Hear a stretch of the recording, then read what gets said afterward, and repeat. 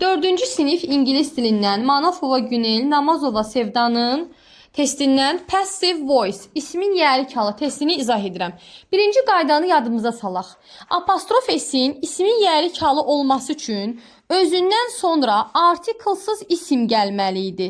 Yəni sadəcə isim gəlməlidir. Apostrof S-dən sonra N, Z artiklı gəlməz. Apostrof S-dən sonra feil gəlməz. Gəlsə deməli ismin yəlik halı deyil. Apostrof S-dən sonra feil gəlməz. Apostrof S-dən sonra qot gəlsə bilirik ki, həzqotun qısaldılması. Apostrof S-dən sonra nə gəlməlidir? Birbaşa isim gəlməlidir. İndi isə testlərə baxaq. İndi isə testlərə baxaq. Mənim qardaşımın sevimli yeməyi sandviçdir. Qardaşımın. Qardaş sözü brazə. Qardaşımın sözü brazə. Apostrof S. Mənim qardaşımın sevimli yeməyi sandviçdir. 1B. 2-yə baxıram. Onun əmisinin evi böyükdür. Əmi sözü uncle, əmisinin apostrof S. Uncle, apostrof S. Yəni 2-də cavab E. 3-ə baxıram. Uşaqların kitabları kitab şkafındadır. Children, uşaqlar. Apostrof S, ın, uşaqların kitabları. Yadımıza salaq. İsim, ingilis dili dərsində ismin içində 10 dənə isim var idi ki, bunlara deyirdik qaydasız isim. Kökündən cəmlənirdi. Mən, men, woman, woman, two, stis, goose, geese, foot, feet, loose, lice, mouse, mice, oxen, child, children, person, people. Bunların hamısının yəlik halı apostrof S-dən düzəlirdi. Heç vaxt S apostrofu artıra bilmirdik. O 10 dənə ismi biz əzbərləmişdik. İndi 3-cü testdə dedim apostrof S-dir. 4-cüyə baxıram. Muradın xalasının 3 uşağı var. Şagirdlər çaşıb bu testdə Y variantını seçirlər. Baxın, apostrof S-dən sonra deyirik mütləq isim gəlməlidir. Burada hanı apostrof S-dən sonra isim? Bir dənə də apostrof S gəlib. Cavab olur C. Muradın xalasının var 3 uşağı. Yəni həz isim deyil deyə burada birbaşa apostrof S qoya bilmirik. Yəni Murad apostrof S desəm demək olmur. İsim gəlməlidir. Və Muradın xalasının 3 uşağı var. Ona görə 4-də cavab olur C. Bəzi uşaqlar bunu belə də çaşır. Məsələn, I have got a son. Mənim bir oğlum var deməkdir. Amma my have got demirik. I have got deyirik. Çünki my'dan sonra isim gəlməlidir. Amma have got isim olmadığı üçün my işlətmirik, I-ya keçirik. Eyni o məntiqdədir bunun cavabı da. Ona görə Murad apostrof S olur. 5-ə baxıram. Onun bacılarının donları yenidir. Burada ar veribsə, deməli dondan yox, donlardan söhbət gedir. Baxın, donlar, donlar, don. Donlar, donlar. Aha, bir variantı sildik. Bacılarının donları. Apostrof S, ın, nunun, S apostrofların, lərin. Deməli, bacıların donları deyəndə biz S apostrof yazmalıyıq. Ona görə D variantı olur. Bacıların donları. C variantında belə olub. Bacının donunun. Yəni bacılardan söhbət gedirsə, S apostrof olmalıdır ki, bacılarının donları. Ona görə 5-də cavab olur D. 6-cı testə baxıram. Qadının anası qocadır. Woman, qadın, apostrof S, ın, qadının anası. 7-yə baxıram. Mary və Susanın donları yaxşıdır. Yenə təkrar deyirəm. Əgər 2 nəfər bacı qardaşdırsa, məsələn, Səma and Sona. Bunlar bacıdırsa, apostrof S-i ikinci ismə artırırıq, axırıncıya artırırıq. Səma və Sonanın anası is a teacher. Səma və Sona bacı olduğu üçün apostrof S axırıncı kimin adını deyirəmsə onda qoyulur və ikisinin bir maması olduğu üçün mama sözü təkdə və is. Amma desəm ki, Səma və Saranın anası. Səmadan Sara bacı deyil. Onda Səmaya bir apostrof S yazıram. Saraya bir apostrof S yazıram. Hərəmizin bir maması var. İkimizin olduğu 2 maması. Ona görə mama sözünü cəmdə yazıram. İzin də əvəzinə ar yazıram. Səmanın və Saranın mamaları müəllimədilər. Başa düşdük? Yəni 2 nəfərin bir maması varsa mama təkdə iz. 2 nəfərin ayrı-ayrı mamaları varsa 2 mama olur. Mama sözü cəmdə, izin əvəzinə ar, teacher sözü yenə cəmdə. İndi bu 7-yə baxaq. 2 dənə qız verib. Deməli apostrof S-i hər ikisini artıracam. Mary'nin və Susanın donları qəşəngdir. Hər ikisinə apostrof S olur A bəndi. 8. Baxırıq burada qız gözü verib. Yəni qadın gözüdür. A variantında teacherdən sonra apostrof s yazmayıb. B variantı kişi deməkdir. D variantı oğlan deməkdir. Y variantında da qadın sözünə s apostrof yazıb. Biz dedik kökündən cəmlənən isimlərdə s apostrof yaza bilmirik. Apostrof s yazmalıyıq. Ona görə 8-də cavab olur C. 9-a baxıram. Mənim dostumun adı Nəzrindir. Milana deyir, mənim dostumun adı Nəzrindir. My friend, mənim dostum. Apostrof s, n. Mənim dostumun adı Nəzrindir. Yəni 9-da cavab olur Y. Ona baxıram.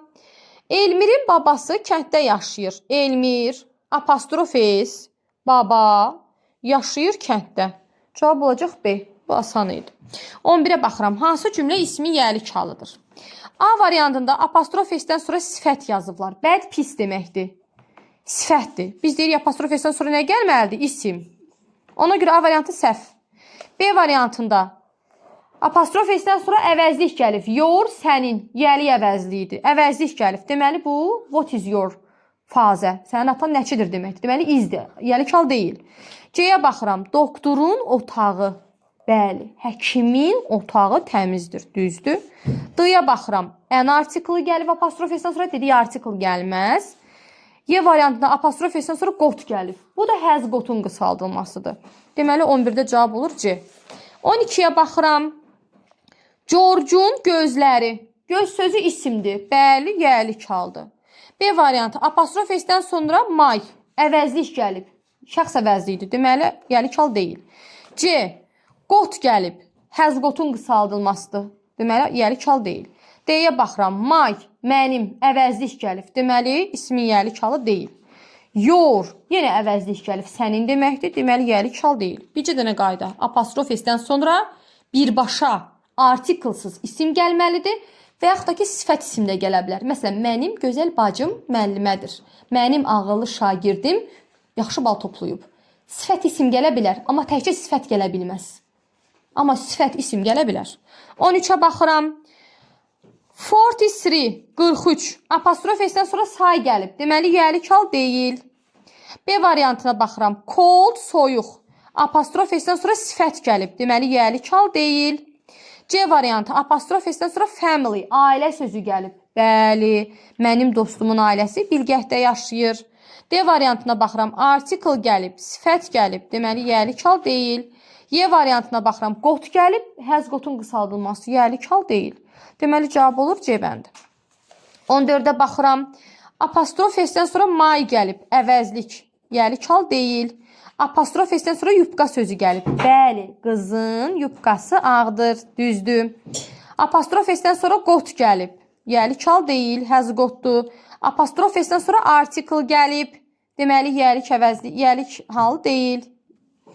Apostrof s-dən sonra got gəlib, has gotun qısaldılmasıdır. Deməli, cavab olacaq B. 15-ə baxıram. Apostrof s-dən sonra söz önü gətirib. Səhv. Apostrof s-dən sonra article gətirib. Səhv. Apostrof s-dən sonra əvəzlik gətirib. Səhv. Apostrof s-dən sonra mama sözü gəlib. Bəli, Mike'ın maması ona pizza gətirdi. Y-yə baxıram. Apostrof s-dən sonra got yazıb. Has gotun qısaldılmasıdır. Düzgün cavab olacaq. 15-də D. 16-cı testə baxıram. Apostrof s-dən sonra n gəlib. Yəni, article olmaz. Apostrof s-dən sonra hör gəlib. Yəni, əvəzlik olmaz. Apostrof s-dən sonra rəng gəlib. Sifət, green olmaz. Apostrof s-dən sonra got gəlib. Olmaz. Apostrof s-dən sonra computer isim gəlib. Bəli. Ted'in kompüteri yeni deyil. Deməli, yəlik haldı. 17-yə baxıram. Sənin bacının adı nədir? 17 ən maraqlıdır bunların içində. Niyə? 2 dənə apostrof s var. Birinci apostrof s what is-dir. Amma ikinci apostrof s yəlik haldı. Nədir sənin bacının adı? Apostrof s-dən sonra isim gəlib, düzdür. B-yə baxıram. From gəlib, dan-dən. He is from deməkdir. C-yə baxıram. An article gəlib, he is deməkdir. Əvəzlik gəlib, she is, my pen pal deməkdir.